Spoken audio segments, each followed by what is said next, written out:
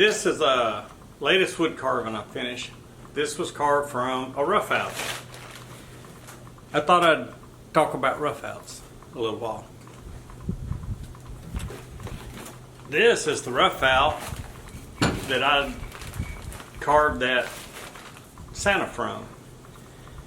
Well, not the exact Roughout. This is a Roughout like it. This is also a butternut Roughout. It's pretty rough. Got some big chunks still on there. Left a lot of wood up here. Tons of wood down here, so I can vary what they're carrying, what's in the gift bag. Here also is a cowboy that I carved. I'm doing a series of these, I don't know, 10 or 12 for this year. And here's the Roughout that I made. Now what I did on this one and the Big St. Nick is I made a clay model first, and then I roughed it out on the roughout machine that I have. It does 2 roughouts at a time. So people a lot of times argue, oh, you shouldn't use roughouts, and the other side is like, well, that's the only way to learn. Everything's kind of in place, you know where stuff goes. But also in this one I leave a lot on here where I can move the arm around a little bit and put it in different positions, or something in the hand or something, I don't know. So anyway, Roughouts come all kind of different ways. I carve from Roughouts, and I don't carve from Roughouts. I'll get a block of wood out off of a tree and just screw it into a vise and start carving. I'll use a chainsaw to rough stuff out, use a side grinder with an Arbor-Tech blade on it.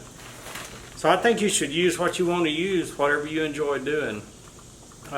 You can learn a lot from Roughouts. Everything's kind of set in place. Got one coming up that I'm going to do that this is what we will say is a professionally done Roughout. And you can tell the fuzzies are a lot smaller. There's no big blocks of wood. Kind of locked into a deal. What I see here though, this is an Indian or American, Native American. It's got a headdress on it, but this could be some buffalo horns if things worked out just right. I don't know. I'm going to carve this. I have 2 of these.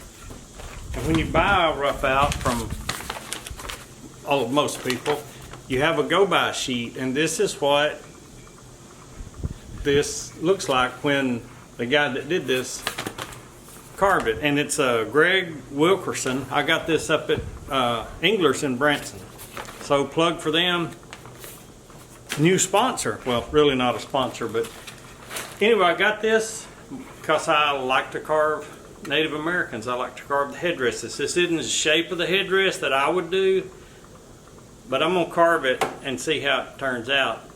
The first one I'm going to do, I'm going to carve one to look like his pattern, but not exactly like that. But basically, just kind of basically use this shape to get this. Then the next one, I'm going to change it up, and when I get these done, I'll show you how different they can be. So you can get a Roughout, and that doesn't mean that it's going to look exactly like somebody else's. You should always add your own flair. Same deal with tools. People will say, or like add-ons. I usually don't do add-ons, like carve a piece separately and glue it on. But I don't see anything wrong with that. Just make it like a good clean carve and make it a good fit. You know, I don't see anything wrong with that at all. But people say, oh, it's got to be all one piece of wood, whatever. It doesn't matter. Use a Roughout, don't use a Roughout. But put your style into it. And I mean, that's all that counts anyway, the way I look at it. There are some people that I use hand tools. I use chisels and gouges.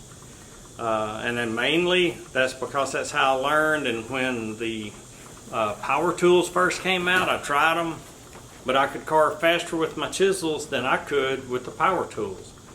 So I just kept on with the chisels. And you know, some purists will say, well, you should use only hand tools. Well, where does that begin? Because you're not going out there with a chisel and a mallet to cut a tree down. So it's okay to use a chainsaw.